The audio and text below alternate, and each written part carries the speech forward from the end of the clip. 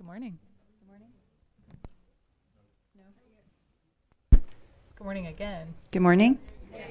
Karen's got a good morning. Okay. I've got a good morning. Yay. Okay, so we'll get started with mantra and some prayers. So if you turn to page 34 in the gold prayer book, or the first page of text in the white plastic prayer book, we'll say Shakyamuni Buddha's mantra at the top 3 times, and then we'll move into the 4 immeasurables below that.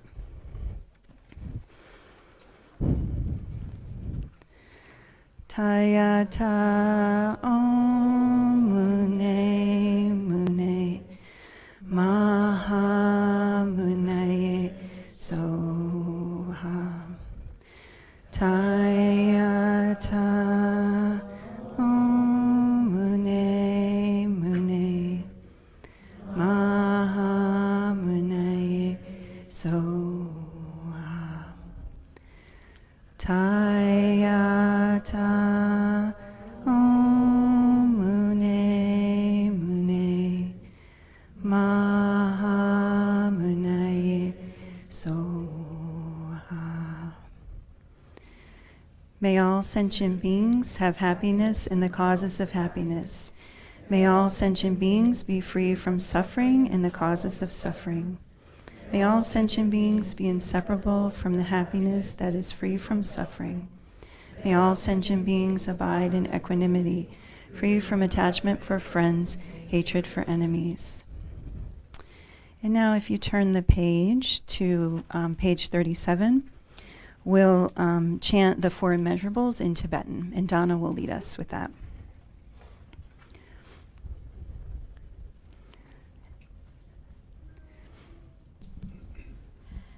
Sam Chen Tom Che De Wa Dang De Wei Gyu Dang Den Park Yur Chik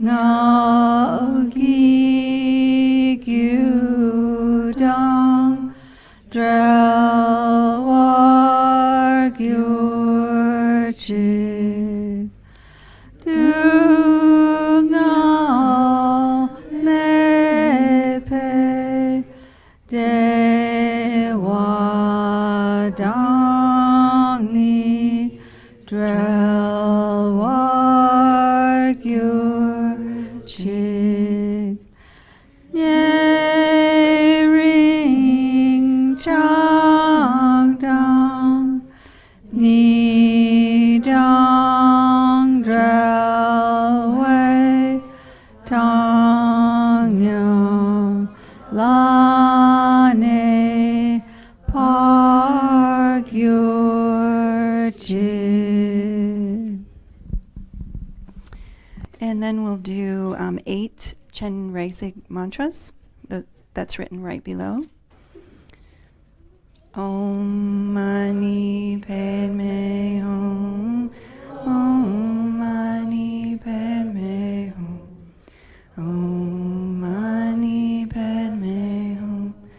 Om Mani Padme Hum. Om Mani Padme Hum. Om Mani Padme Hum. Om Mani Padme Hum. Om Mani Padme Hum. And then we'll do 7 green Tara mantras. Thanks. Om Tare Tu Re So Ha. Om Tare Tu Re So. Om Tare Tu Re So Ha. Om Tare Tu Re So. Om Tare Tu Re So Ha. Om Tare Tu Re So.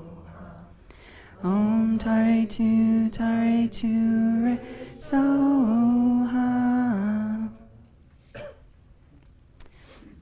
So good morning again. My name's Karen, and I'm a member here and been a student here for a number of years, and I'll be working with Aaron today. I'm also a student here and have been here a number of years. Is my mic on? No. It's not close enough. And I worked with the children's program for a long time. And now I'm assisting the teachers in discovering Buddhism. So I'm an assistant on Monday nights for that. And Karen is going to set our intention next. Mm-hmm. And then I will tell you a little bit about what's going to happen today. So we'll get our morning started by setting our intention. So first I wanted to just recognize and rejoice in all the things that had to happen for you to be here today. All the supportive people in your life, all the conditions that came together, the safe passage on the road, your car worked, whatever it was that you needed to happen, just rejoicing that that happened for you today. And also reflecting on all the things that came together for this center to exist. From our founders, countless volunteers, and of course our spiritual teachers now and over the last 2,000 plus years, that we can come together in this space and in this community, and that we actually have safety and freedom to think about our inner experiences and how we can cultivate our positive qualities. So that's just amazing. So His Holiness has said that, quote, "Obviously it is not enough for us simply to believe that compassion is important and to think about, oh, how nice it is. We need to make a concerted effort to develop it. We must use all the events of our daily life to transform our thoughts and behavior. So let's cultivate that strong wish to use this time together to make an effort to transform our thoughts and behavior as we consider what it means to have unbiased compassion." Thanks.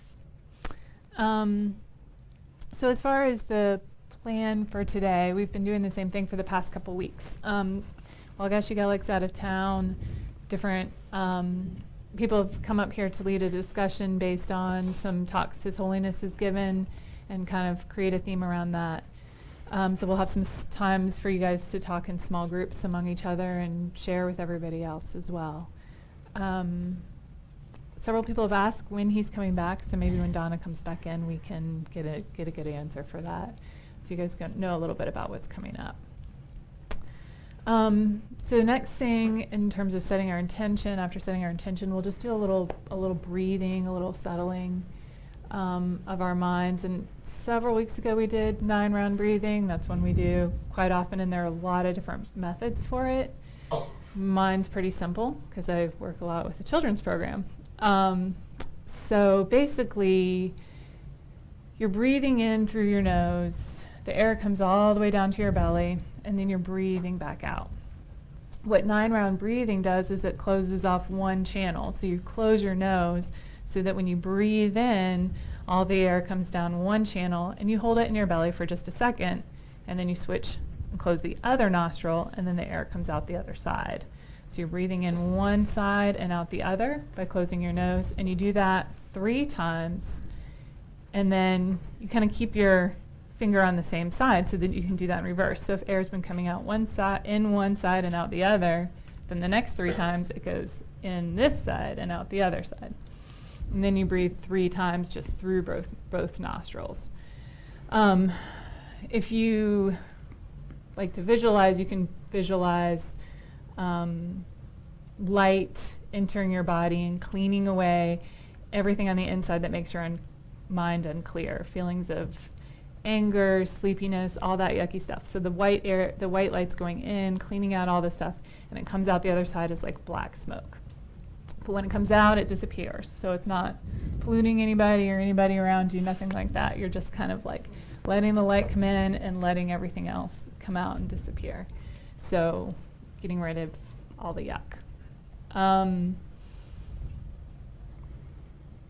So I'll do a mirror for you. So if you are using your right hand, and we just, in the children's program, use the index finger. So if you have a different method, you can use that as well. But we start by crossing and breathing in, and then going to this side to breathe out. So if you're using your right hand, I'll be the mirror for you. And again, use your own method if you want. So we'll start.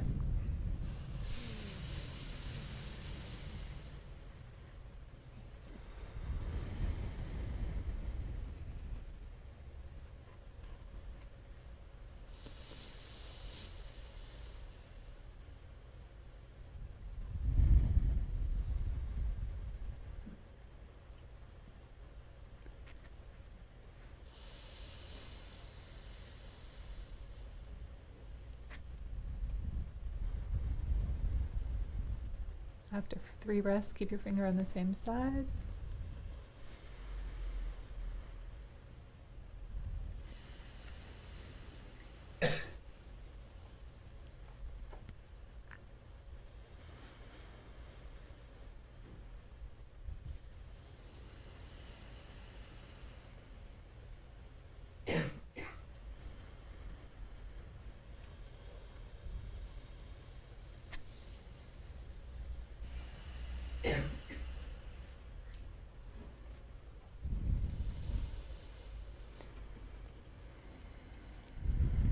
And the last 3 breaths are both nostrils.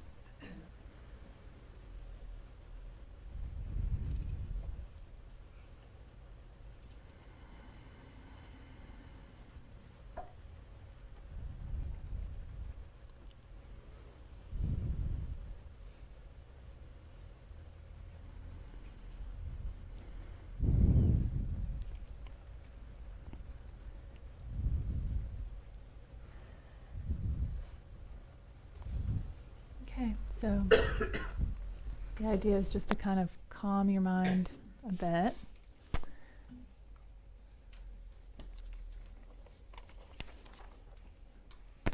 I also had a, let's try this again. I also had a quote from His Holiness: "There are no strangers, just people who haven't become part of our lives yet." And I've seen this written, "There are no strangers, just friends I haven't met yet, you haven't met yet," but I couldn't find a good source for that version of it. But the idea here is what we're going to talk about kind of is how we think about other people in our lives, how we categorize them, and things like that. So we get to start by talking about friendship.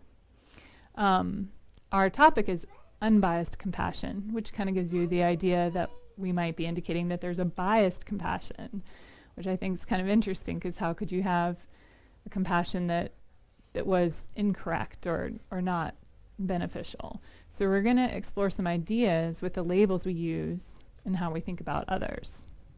We're going to start with this idea of friendship, break into groups, and discuss these questions. So I'm going to get you talking early on.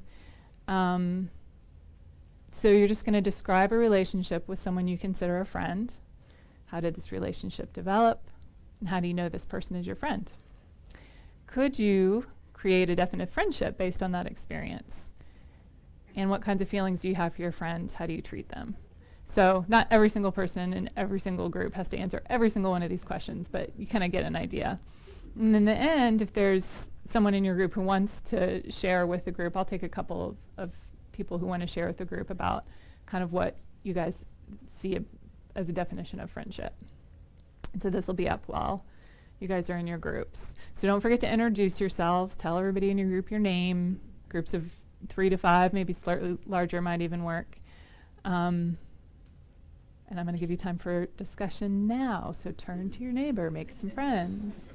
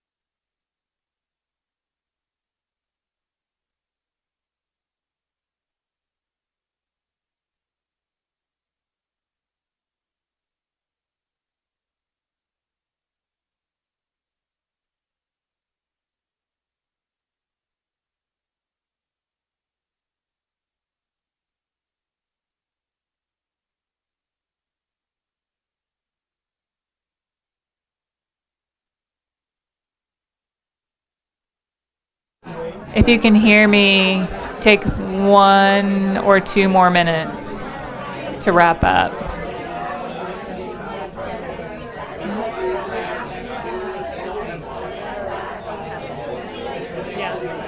I'm gonna gong it right in their ear. Oh, I don't have a second hand, do I? Oh yeah, I do. There it is. It's nice to see your inter.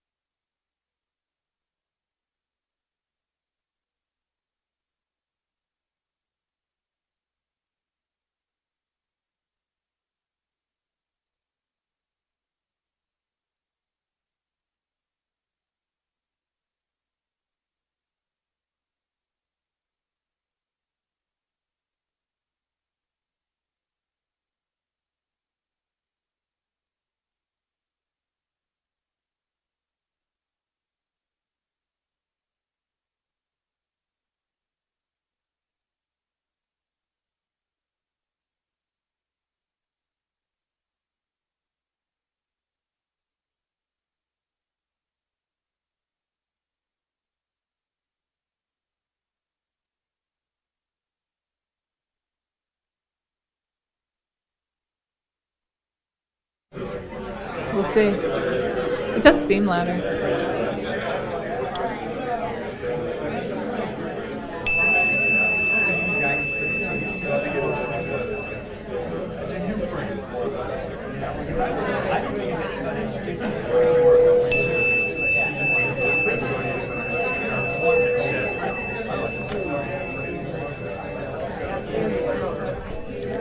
Does this one have feedback?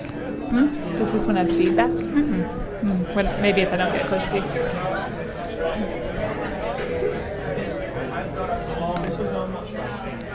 One more?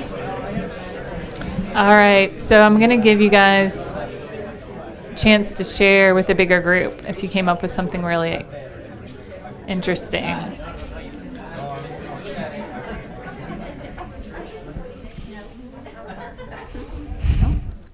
Okay, so we have someone already over here ready to start. So we'll just take, if something came up in your small group that you want to share. Raise your hand. Who is it? Oh, I already got a mic. I gave one over here. Yeah, there. So my group, we were talking a little bit about, there was a lot of insight into it actually, which is, it's funny that this came up. I started laughing because I just had to like sever a friendship yesterday.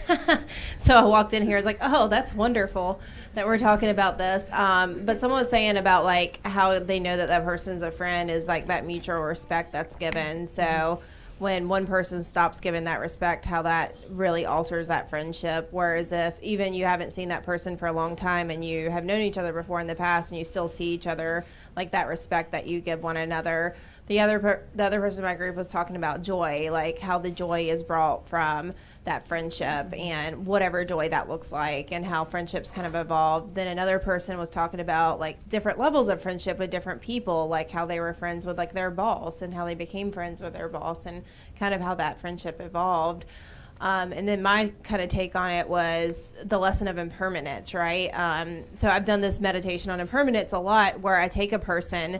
So at one point I didn't know this person, right? So I was completely indifferent. And then they became my friend. And then something happened and I have deep aversion, like what happened yesterday.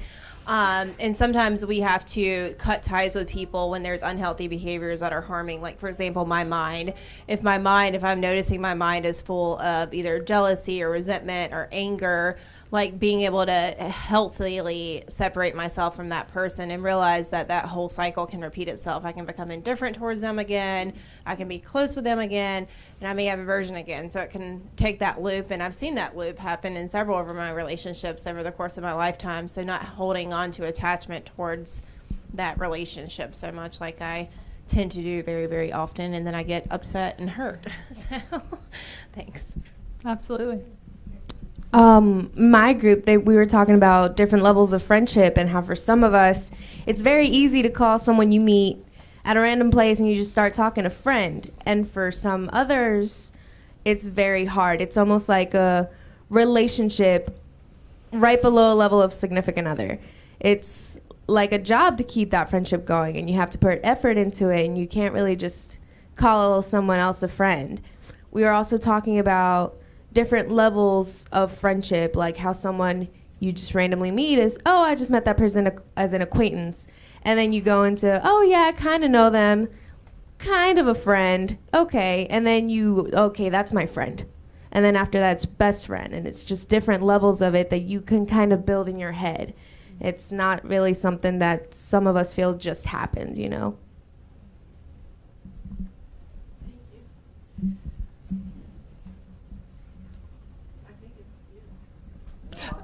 I asked him to help with them. I confused it, Susie. I got 2 mic people. I thought that would be helpful. Is any other group want to share what they came up with? In our group, we talked a lot about what are the qualities of friendship. Maybe it's you have things in common with them. You like to spend time with them. You trust that person and they trust you. You have each other's backs. Sometimes it's just showing respect for somebody when they make decisions that you don't agree with or that you think are bad for them. And then sometimes it's stepping in when a friend is making decisions that you don't care for. And sometimes friendship is something where you're not getting something from it because your friend has a lot of need. And so being a friend is continuing to have their back even when it's not really very satisfying for you, but they're processing something. So, did I miss anything? Yeah. Okay, we'll do one more over here.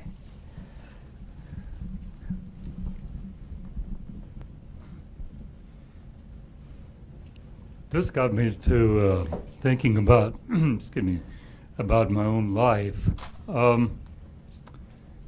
Many years ago, I used to be an extreme introvert.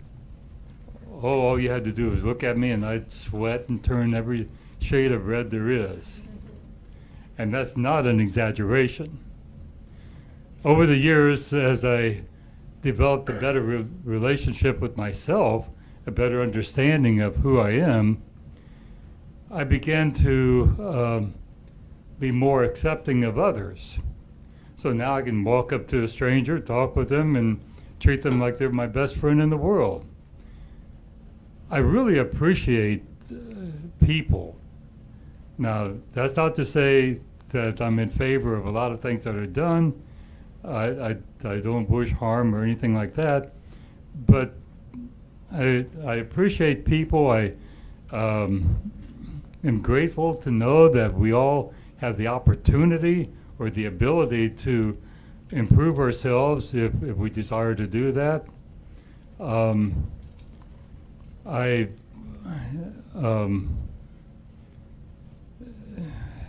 like going into areas where I don't know anybody and just start talking with people. And so, as was mentioned earlier about the various levels of friendship, I'm grateful to know that anyone can become a good or best friend in the right circumstances. Mm-hmm. Now, I've been coming here for a little while, for quite a few months, and I consider everybody here a friend because of the commonality of desires and beliefs coming to the center. Now, granted, I don't know a lot of you. Most of you, I either don't know or know very little. But nevertheless, I'm comfortable here, and I appreciate that. So I think for myself, as I become more aware of myself and more developmental of myself, my relationship with people, with others, becomes stronger. Thank you. Thanks. So I heard a lot that relates to what we're going to talk about today, especially in the first comment, kind of how relationships can change, and a lot about how our friendships relate to how this other person relates to us. What things do we have in common? What things do they have in common with me? And it could be how you're helping. But no one said, trick question, I don't have any friends, all sentient beings are exactly the same. So we do have something to talk about. It wasn't a trick question. It's a good thing, and I definitely don't want to imply that friends are not positive things, because they are. I think the thing that we're going to do is kind of look a little bit deeper. So what happens when we look at our mind and the relationships with our friends? Next slide. Friend, enemy, stranger. This is these words that we talk about. I picked a photo that was like super hyper, like those two people in that photo are definitely going to be friends forever. So we use these labels, friend, enemy, and stranger, to describe our relationships with others, probably based on what they do or don't do for us, or how appealing or not appealing they are to us. Venerable Rabina, I was reading some stuff that she said that we can go beyond these labels, that our hearts can grow in genuine love and compassion. So we do have love for our friends, and there is love there, but it's unstable because it's partly based on attachment. So she says attachment is a bunch of neurotic, she really likes that word if you've heard her before, neurotic, needy thoughts based on me. Love is a bunch of altruistic thoughts based on the other. So these things are kind of mixed, and we kind of go back and forth, and that's what is the reason why people can be our friends and later be our enemies, or they go from strangers to our best friends, and that's sometimes a gradual thing like you were talking about. But our job is to look a little bit more deeply at that. How does that happen? And just to get more clear on what is our genuine love and compassion and what is maybe mixed with attachment, or in the case of enemy, aversion. A few of the things I'm going to say are from Venerable Thupten Chodron's website, specifically the page Friend, Enemy, Stranger.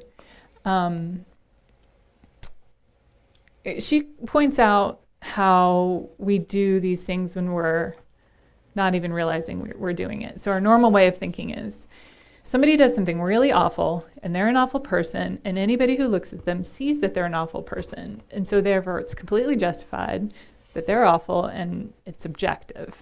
And that person is out there as an enemy. If I ever think that I don't do this, then I could just read some political news and notice what comes up in my mind. And there are some things that I'm pretty sure in the moment they pop up are really objective, and they're probably not. But if we really examine and look at how do we get these categories, because we didn't know anyone when we were born, we didn't know anyone.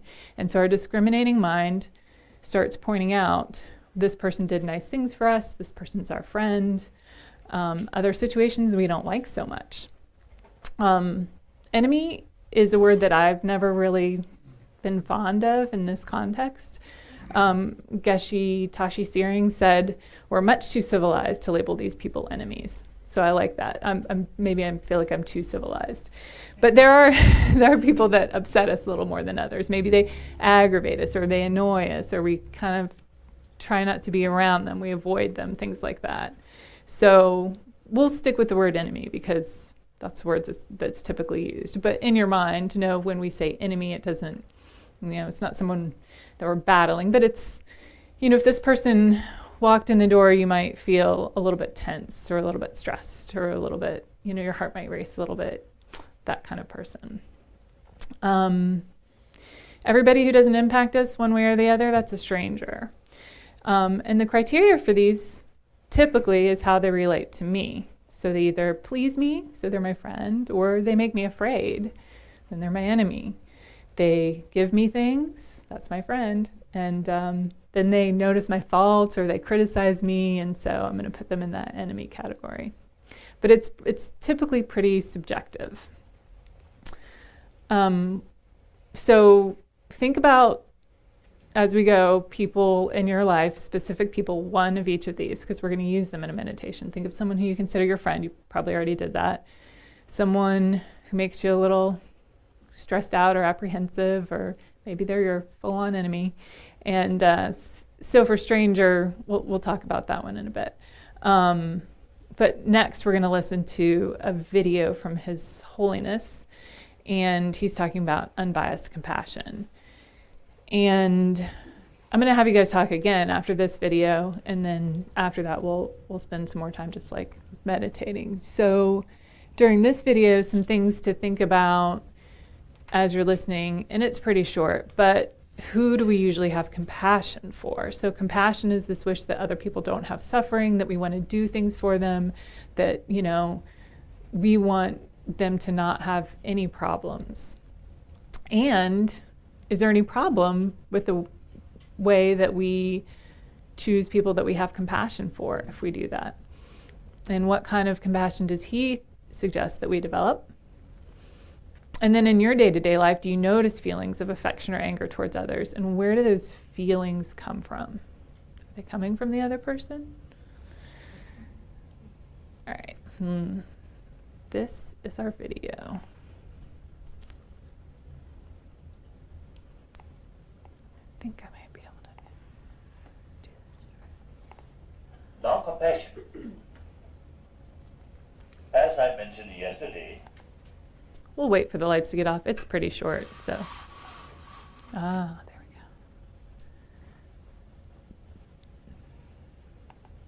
now compassion. As I mentioned yesterday, I think yesterday, the compassion, sense of concern of well-being towards one's own friend, those people who really show to you positive. That sense of concern is, as I mentioned, they are biased. Actually, very much involve attachment. So as soon as attachment develops, that's unrealistic attitude, biased. And the biased, limited attachment often bring hatred. Clear? So, a compassion which we want to promote, it is unbiased compassion. That compassion, once we train, not only towards one's own close people, but also enemy. Because the biased affection or compassion mainly oriented other sort of action towards me, good, positive, friendly, so I love them. These people harm to me, negative action towards me, so instead of affection, feel anger. The other unbiased compassion, not oriented their action or their attitude, but simply they are also sentient being or human being. They also want happiness. They also have every right to overcome suffering. So, on the basis of that kind of awareness, then develop genuine sense of concern. That's unbiased, right? Unbiased compassion. Genuine compassion. Here, no attachment.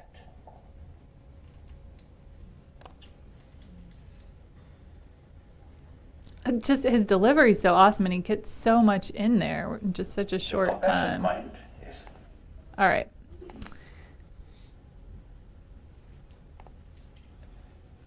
So we're going to do small groups again for this discussion, and it can be exactly the same, or you can mix it up a little bit. So from what you're thinking about from your friends to what His Holiness is saying about how we show compassion and how we develop compassion, does this, what he's saying now, give you any other thoughts? How would you answer these questions? You do a great job in the small group, so that's all the direction I've got. Go for it.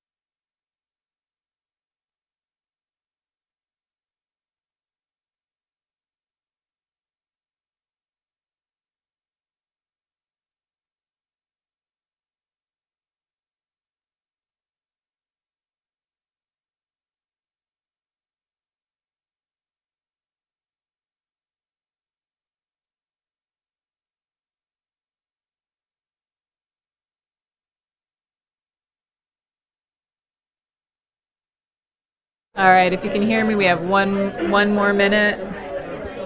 Just take one last minute and kind of try to wrap up your thoughts.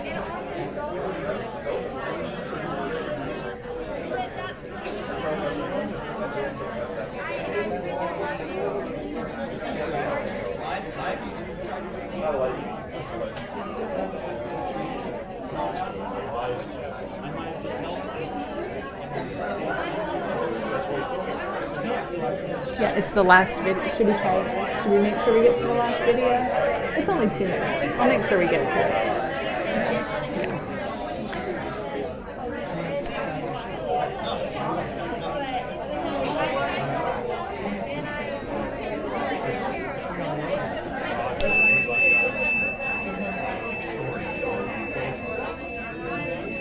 This can be shorter. Oh yeah, that's nothing. It's really just focusing.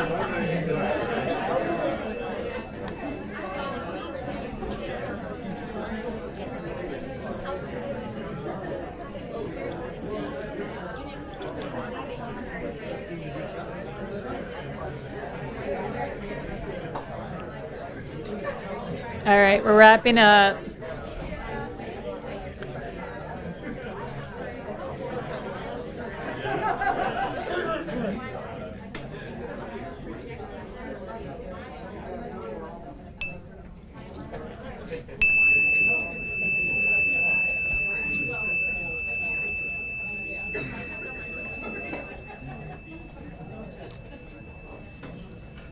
Did I go to that, Susan? I think I went to that, Susan. Does anybody have anything they want to share from that discussion? We have one over here right next to you. Jeff. So I think, the middle way is one of the basic Buddhist beliefs. I think that you have to look at it from a higher perspective and take yourself out of the equation, because it's attachment for friends and aversion for enemies. And it's because you're looking at it from the ego, because that arises out of a conception that your ego has about someone, like what you do for me, or, oh, I don't like something that you did to me, so I'm going to avoid you. So I think you have to look at it from a higher perspective.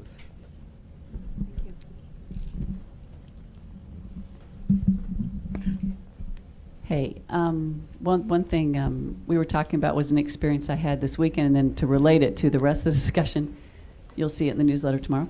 But there's a family, I don't know if they're here, but they brought in their 3 boys and Precious, he comes in all the time to meditate, and so the children came in, and I didn't know the children, so I bent down, and I just, for some reason, didn't say, "What's your name?" I just said, "And who are you?" Kind of was in his face. And he waited, and he looked at me. He didn't just answer right away, which was interesting there, and so I thought he was being shy, right? And he tilted his little head, and he said, "I'm your friend." And I'm like, oh my God. So the thing that just has hit me this whole week, or since that moment, is that he wasn't thinking about himself. Or he wasn't thinking about what I could do for him. I mean, he was little, we all start out pretty innocent, most of us. And so it seems to be exactly what His Holiness is saying, is the reason he doesn't meet a stranger or an enemy is because he doesn't care if you like Trump or not. Like, wouldn't it be funny if he cared? Wouldn't that be weird to think of of His Holiness saying, "Yeah, I don't really like that guy, so I'm not going to talk to you." That would be weird. So that feeling of unbiased we're not there yet. That's why we all agreed that's why we're here today. So that it's okay that we do whatever we need to do when we need to do it. But that knowing that gauge, as Jack was saying, like knowing that you need to do this and you need to do this along your way and being healthy for your mind, but that we're trying to see everybody as a friend, and as you just said, at a higher plane instead of for what they can do for us. Yeah.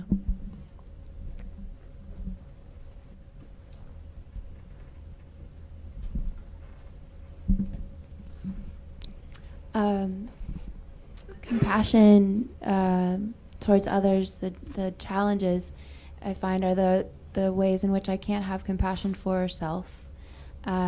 Seeing something in someone else that I couldn't stand to see myself do, or that I haven't done before and that I can't understand or fathom. And then secondly, difficult when I'm not rested. something I forgot to mention, but this idea of both not being so attached to what the self needs and paying attention to the needs of others, but also paying attention to what the self does need. Because I find, like, when I'm in school full time, when I'm not, and it's the summer, and I feel I can be better to others. And when I'm in school and working really hard, I feel I'm not as good towards others. I find that as I hurt myself, I can no longer be of best service to others, and be compassionate and see what they need. Yeah. Right. So looking for the conditions and making sure that, there's some wisdom to it too. There's two wings. Is your first comment that it's hard to relate or it's hard to show compassion when you can't relate to the actions of others? Or when you can relate really well, but maybe you haven't accepted that about yourself. Like, it's just not, you won't allow that to take place in your life. Maybe you need it, maybe you want it, but you won't allow yourself. So you see someone else doing something that you really want or really don't want, and you can't stand it, or you haven't reconciled how it could be okay. Okay. Yeah. All right. Who else? We have one over here. One of the things we were talking about is just noticing that, like, we never understand what someone else has been through fully. So in that way, we can't judge them as an enemy, or sometimes even as a friend because of that. And one of the things I thought about, which I read, is they were like, every person's decisions is a mixture of nature and nurture. So for us to say we would do differently in their shoes is wrong, because if we had their genes and we had their experiences, we would make the same decision, because that is how decisions are made. So kind of just noticing that and seeing that you can't judge somebody as wrong for that or see them as an enemy for that. Right.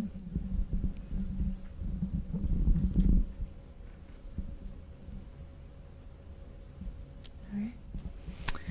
Okay, well, I definitely want to save time for meditation. So thank you for those comments.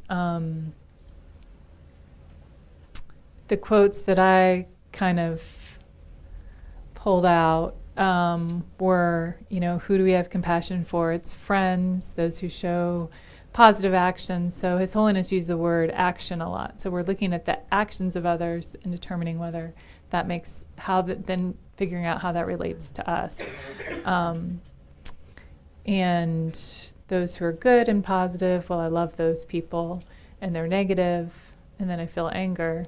Maybe when we don't even and we could take that to another level, like the comment over here, and say, well, we wouldn't have done that, but we really don't know,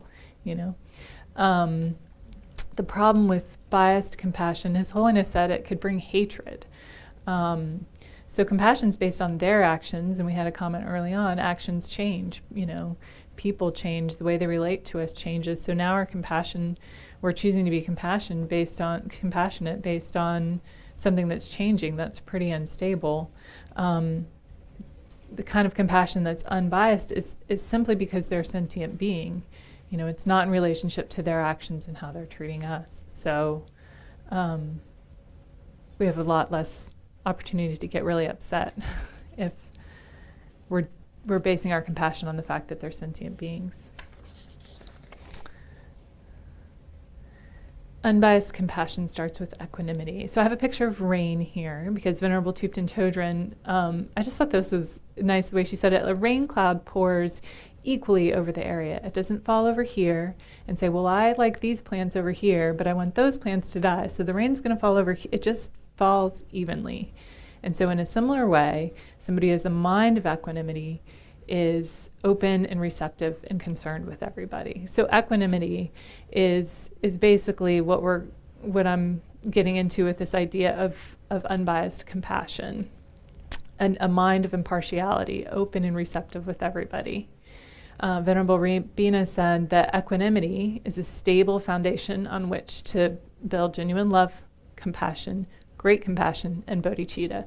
So if we want to jump all the way to bodhicitta, it's going to be difficult if we don't start by kind of laying this groundwork, by evening out the cracks, by looking at our people that we think of as friends and strangers and enemies, and having a more more equanimity in our thoughts about them. Also, I wanted to make sure I found a way to get Mama Tisha in our presentation today. You might have noticed the statue.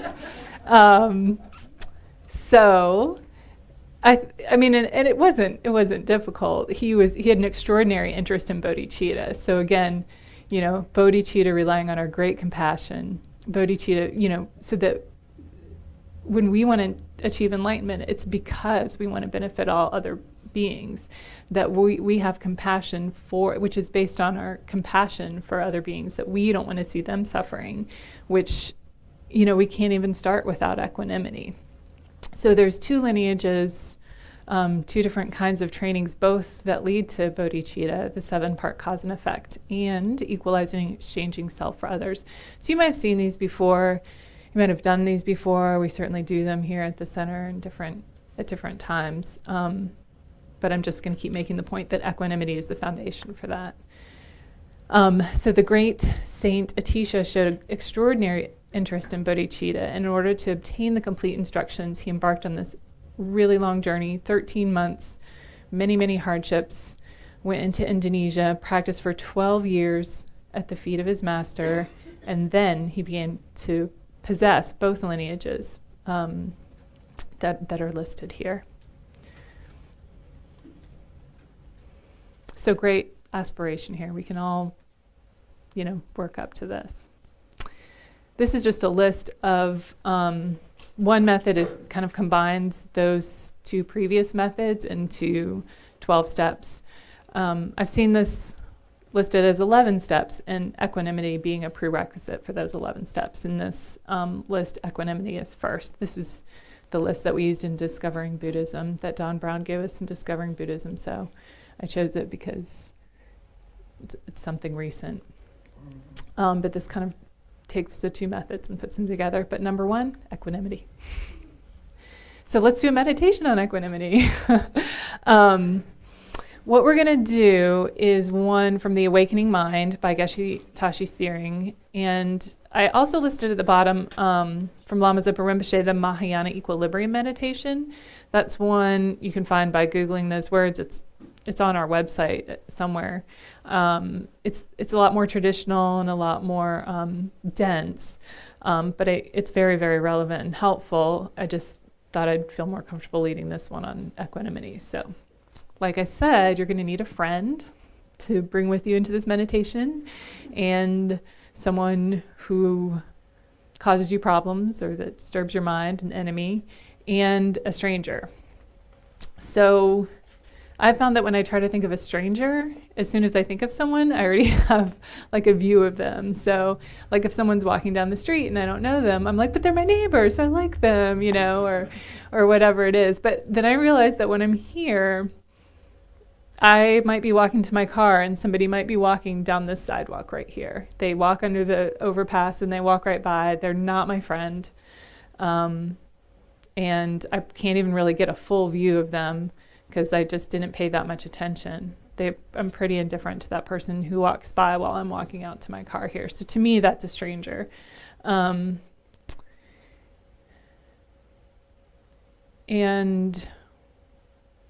I thought I had something else. I can't remember what else. So you're going to need those people, and these are kind of, I just have the steps up there that we're going to do, but I'm going to be leading it, so you should be able to just kind of follow along. So we'll start by just taking a few breaths. So slowing back down, we had a lot of good conversation, but we are going to just quiet our minds, take some breaths.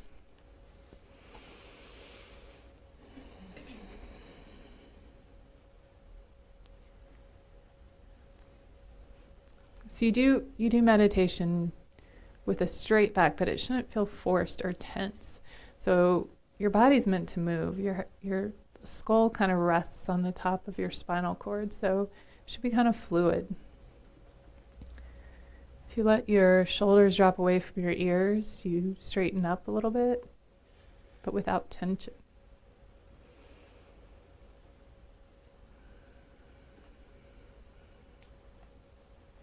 So you want to be soft. You feel a bit relaxed.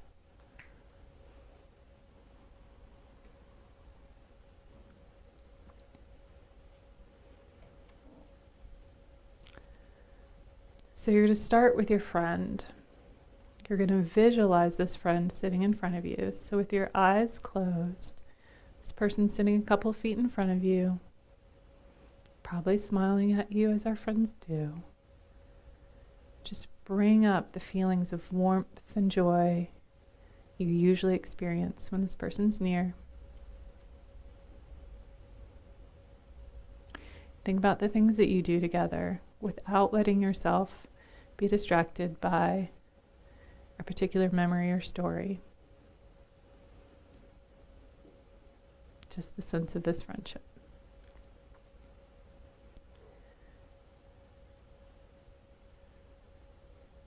Now explore in your mind this relationship. What makes you feel so strongly attached to this person? Are there ways that you benefit from this relationship? Does this person make you feel intelligent, good, or beautiful?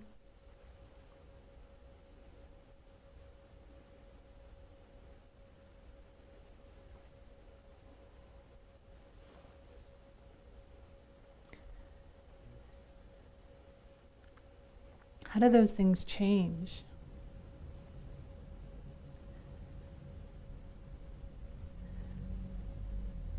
If your good feelings rely on what that person provides for you, you must realize that can change.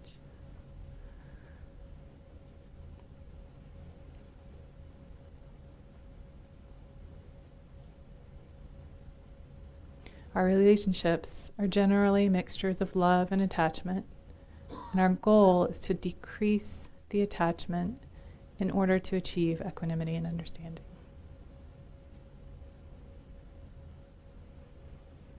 So we work on letting go a little bit of the attachment for our friend.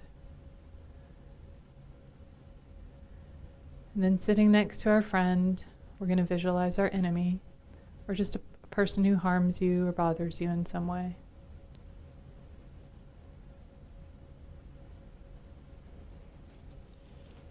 Could be someone you know, it could be a world figure.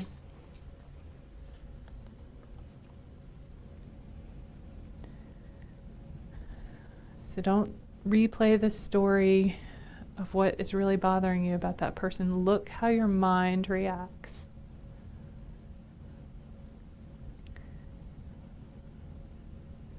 So I like to imagine this person just walks into my house and I wasn't even expecting them. How do I feel? Why do I feel that?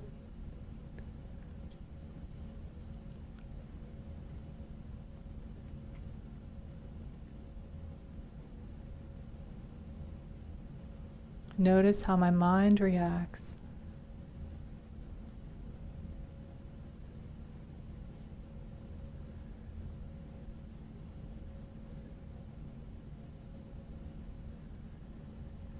And see how damaging that reaction, that aversion is.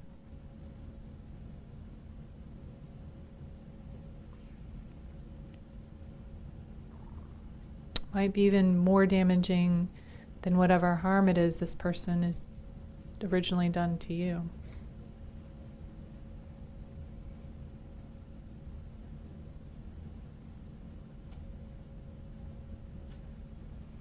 So separate ourselves from that anger so that we can find it and we can manage it.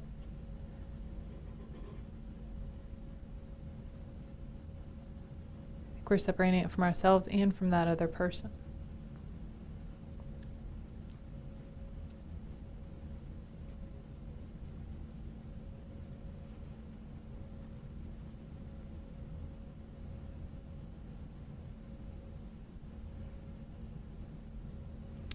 So now we have our friend. We've let go a little bit of the attachment. We have our enemy. We're separating our reactions, and we're going to bring in a stranger. Someone that is just not that interesting to us. Maybe we're so absorbed in our own story and all the friends and enemies in our story that there's just no time for so many other beings that inhabit this planet with us. We spend a lot of time on just a few people.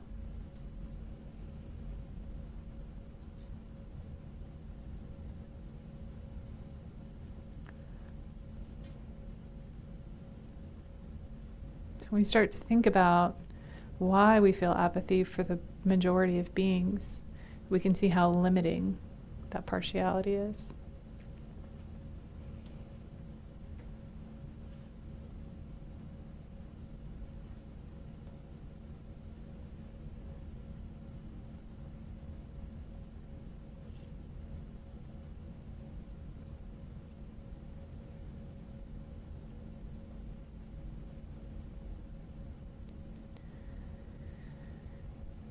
So we start to understand that what we intuitively felt was intrinsic to these, the good, the bad, the neutral, is really a projection of our mind based on how that person has affected us. Now we look at these people and say, well, what are the differences? Maybe they look differently, a lot of external things.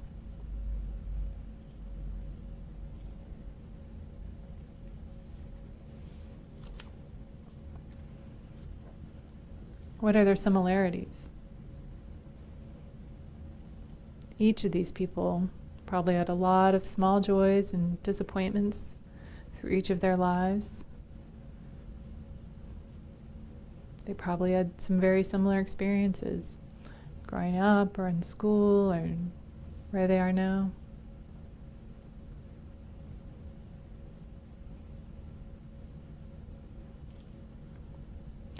Ultimately, sentient beings, their minds are created by delusions, and their deepest need involves attaining happiness and avoiding suffering.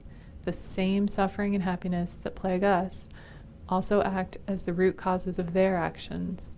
And that is why your friend tells outrageous jokes, your boss bullies you, and the stranger on the train buries her head in her book and avoids eye contact.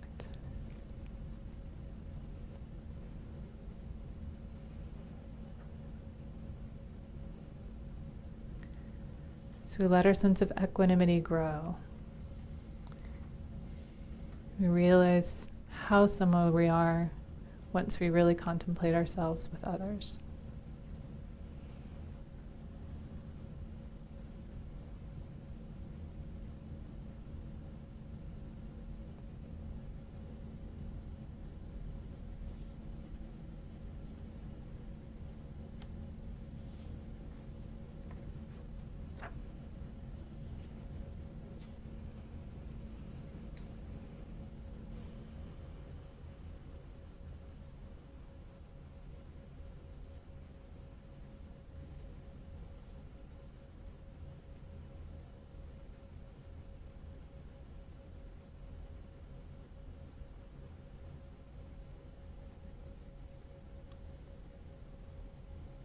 So you can relax your concentration.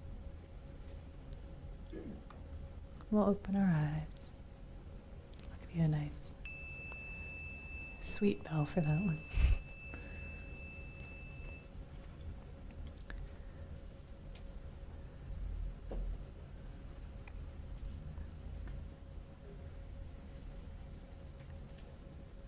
Karen, we should probably move on if you want to do the video, right? Mm-hmm.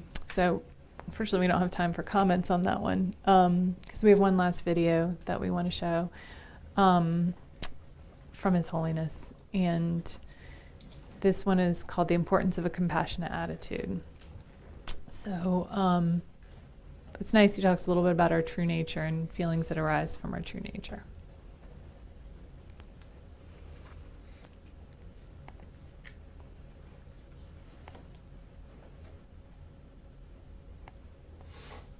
Thank you for the lights.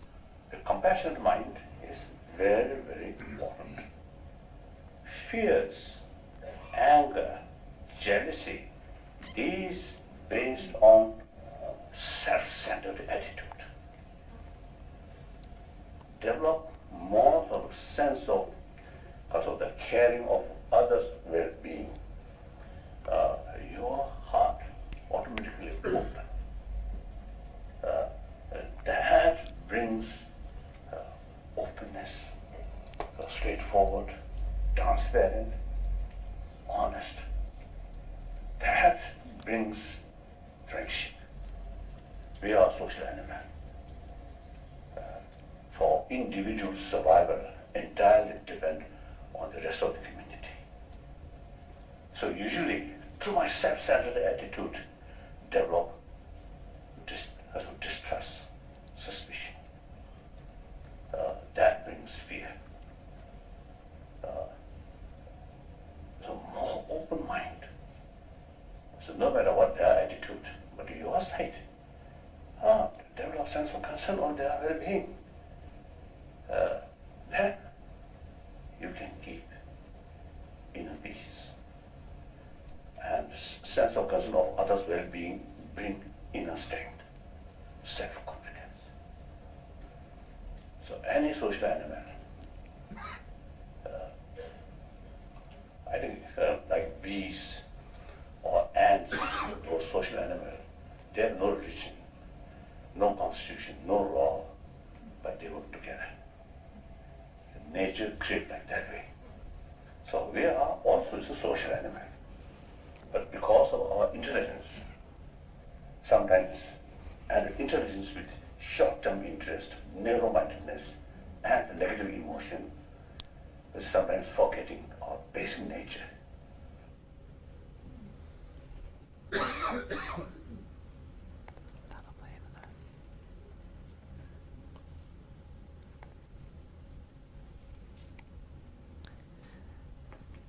Some quotes that I pulled out from that.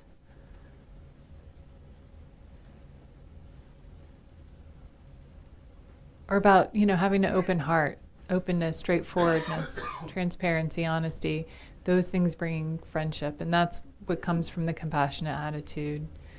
A sense of peace.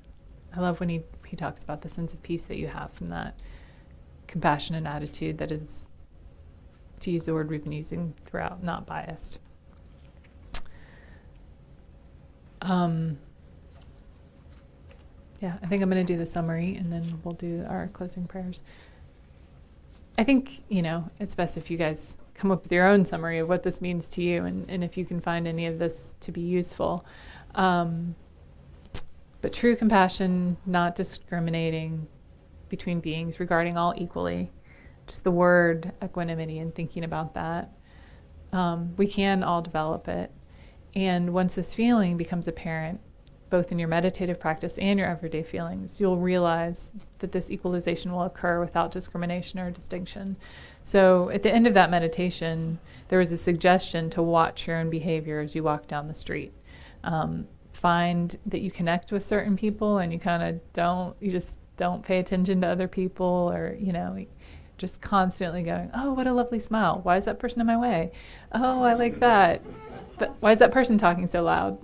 Things like that constantly, as we walk around. That's discriminating mind, right? But we can practice to even that out. So equanimity, the first step, seeing, and then this is also at the end of that meditation, seeing everyone as your dear friends can come later. But equanimity can grow into a boundless compassion. So that's my last thought. So with that, is this working at all?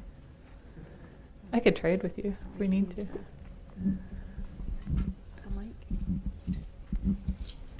Oh, she's got it.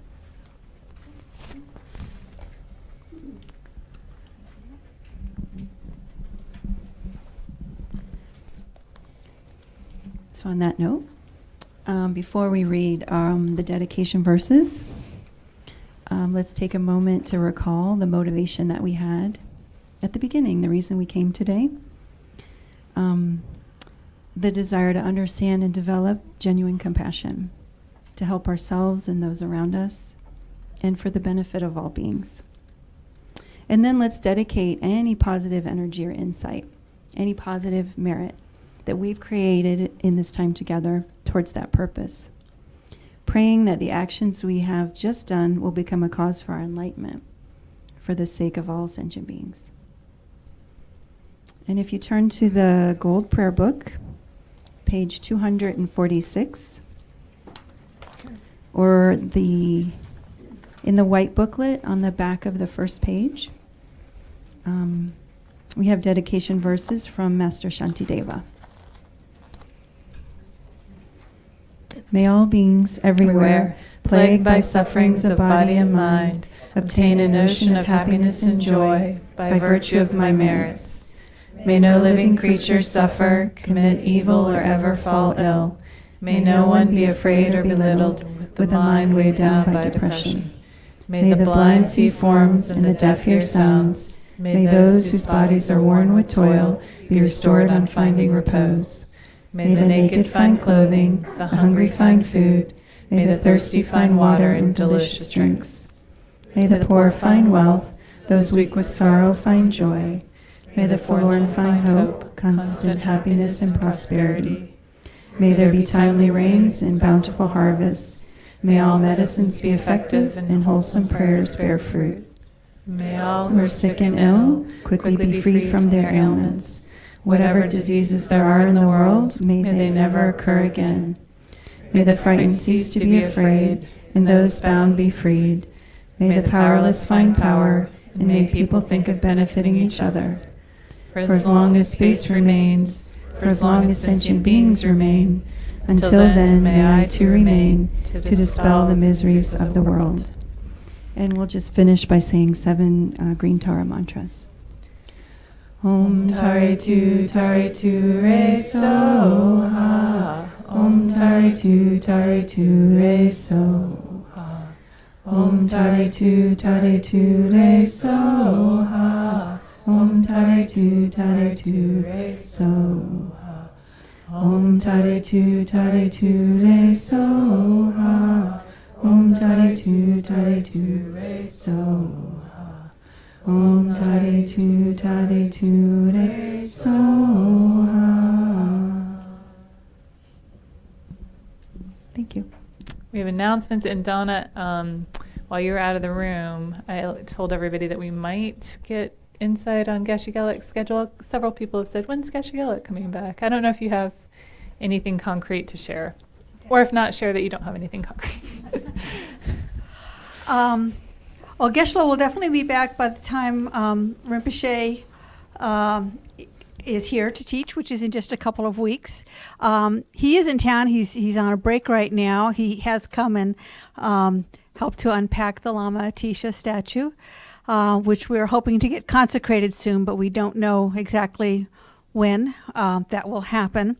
We're just starting to get into a very busy period for a couple of weeks, or busy in terms of lots of opportunities to volunteer and help because because Rinpoche will be here in just 2 weeks, and we're going to be doing a lot of getting the building ready. And then the retreat starts the day after Rinpoche is here. So we've got a lot of stuff going on. There's a little insert inside your bulletin that outlines all the things that you can get involved in. If you're free Tuesday or Wednesday morning, we're going to be stringing malas on Tuesday morning at 10 o'clock. And we're going to be filling the bags that we give to retreat participants on Wednesday morning.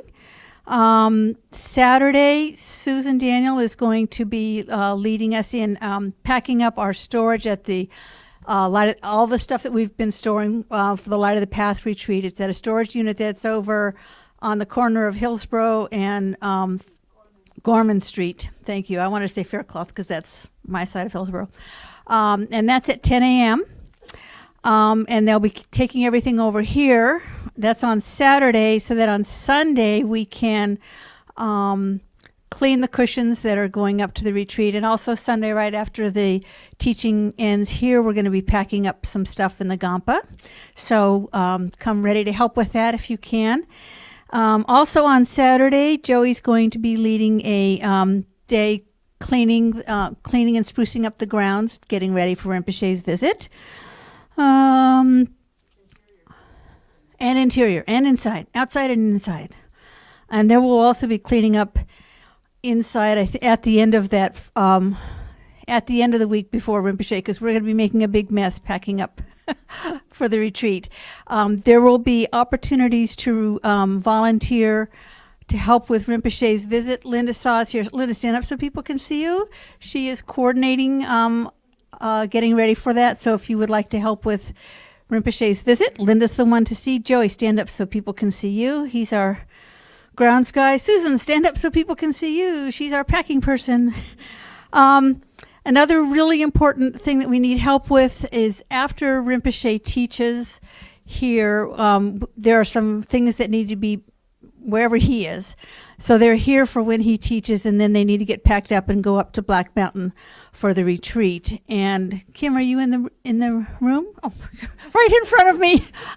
Kim has agreed to lead that effort, and so if you can stick around after Rinpoche teaches on that Saturday, that will be very helpful. And then we need drivers who have cars with capacity to take some of that up on Sunday morning. So if you're going up for the first week or for the full retreat and you're leaving on Sunday, and you have room in your car, that would be really, really wonderful. And just another thing I'm going to mention, when Rinpoche is here, one of the things that we get to do for a teacher is make an offering to them, and that's a really beneficial thing to do. And so we'll have, and what we offer, a very easy way to make an offering to a teacher is to offer a kata. Thank you, Joey. So a kata is just a silk scarf, and it's just a symbolic offering.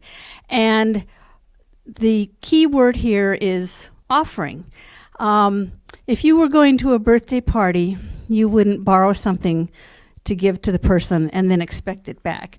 And so we do get the katas back because the teacher is very kind.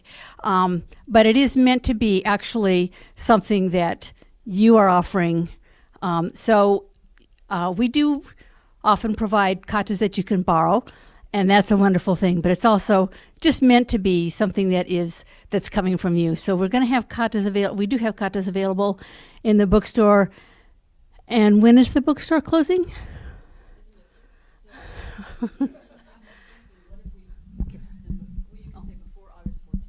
Oh, yeah. So you want to get them before August 14th, which is a week from tomorrow.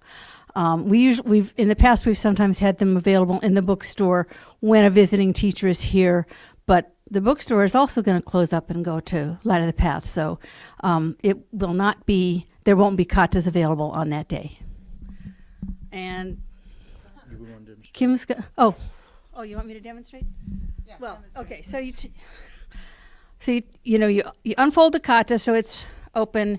It's most auspicious to have, this is already folded lengthwise, it's most auspicious to have the fold facing you and the open side facing the teacher. That just symbolizes that you're open to hearing the teachings from the teacher.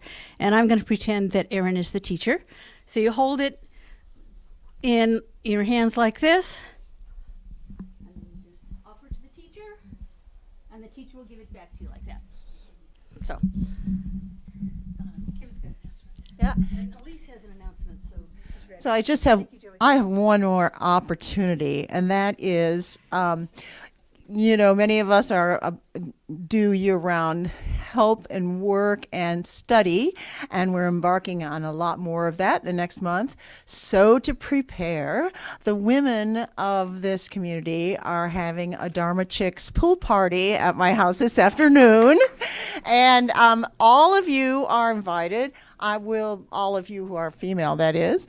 And Dharma Chicks is meant to be time to play. Play is so important, and it's something that we push into the closet and play, what's that? Play is important for our mental health. Play is important for our spiritual health. So even though I don't know you, you're soon to move from non-person to person in our lives. So please come and see me out there. I will give you my address, and I hope to see all of you there. And I mean it, all of you women. Come on, come, let's play. 4 o'clock this afternoon, and I will be out in the lobby to give you a address. And this is one chick that's going to be at the coop. Thank you, Kim. And if there's not enough opportunities here this morning, here are 4 excellent opportunities for you to practice compassion in action.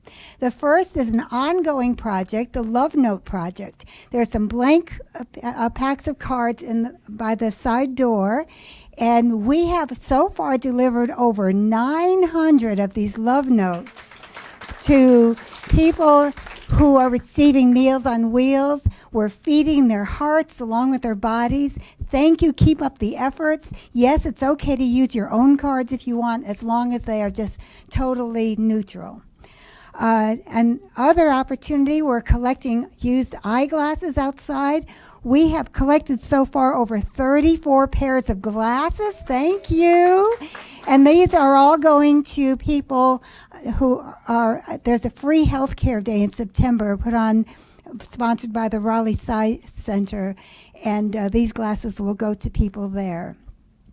Next Sunday, after you have all stayed here and volunteered to clean the cushions and help out for the retreat, at 3 o'clock, there is an interfaith event, interfaith prayer service called Building Community.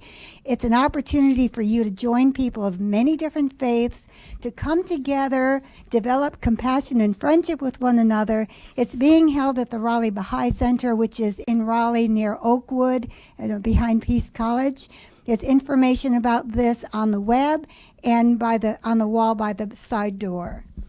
And then one more wonderful, amazing opportunity to pack meals for the Rise Against Hunger group. They used to be called something else, Stop Hunger Now.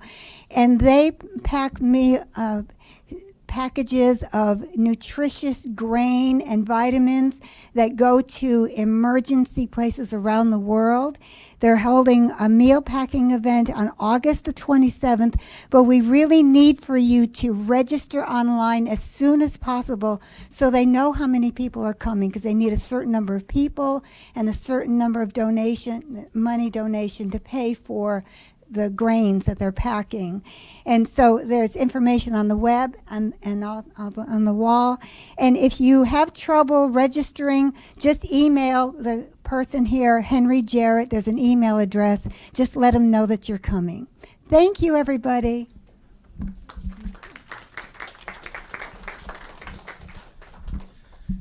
So, next Saturday is our grounds day, and we just want to invite anybody to come and enjoy the gardens. Come and help us. We're also asking for donation on plants and so forth that are blooming right now. So if you know of a plant that's blooming, or if you go by Lowe's and you see some rescue plants that you want to buy for the center, please do so and bring them by this coming week so that we can plant them this coming Saturday. Timing, we're going to start around 8 o'clock just because of the heat and everything in the summer. And then we'll hopefully have everything done by 11 o'clock.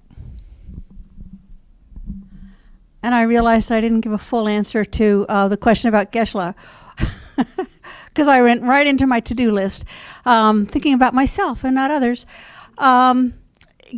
So the first Sunday during the retreat, which is the day after Rinpoche teaches, we won't be open. Geshe-la is going to the retreat, but he's coming home on the weekends to teach. So unlike other retreats, we will be open every other Sunday while the retreat is ongoing, and Geshe Gelik will be here, so you can enjoy that. And it looks like Jill's got something to say, so she gets the final word. Just really brief. So with all the opportunities that are given, this is like an amazing opportunity. Let's talk money now. So it's a little awkward, and I'm the chosen one to be awkward about it, that there are so many ways to give. I'm not going to go through what we did last Sunday, but just want to let you know that there's one more opportunity now besides the Lama Tisha statue. So who hasn't seen it yet or knows that what we're talking about? Everybody saw it. It's kind of big. So that is ongoing, and we aren't quite sure the expenses, but let's just say we wanted to cover exactly what we know we've spent. We would probably need about 5,000 more. So if that's an idea, we're at 50. Oh, drum roll. Who wants to do it? Oh, look, that's a lot of drum rolls. Everybody wants action today. So I think we're at $15,025. So if we have about 5,000 more, whatever we can do is great. That would be wonderful. So while that's cooking, I feel like Seinfeld, to get that world going. The next world is Lama Zopa Rinpoche visit donations and sponsorships. So you can sponsor the teachings. It's not just about making money right here. It's about making your connection to the teacher, making your connection to the center, and making your connection to wanting to receive the teachings again for him to come here. So that's an opportunity. You can go online and see all these. You can sponsor the retreat. That's another one. And then if you just don't, if you're new and you've never thought about how just to give in a natural way, like you want to give continually, that's an option too. So this is a lot to ask, but I thought it's better just to say it all, get it out there, and let you know about all the opportunities. And that's it. Have a lovely day.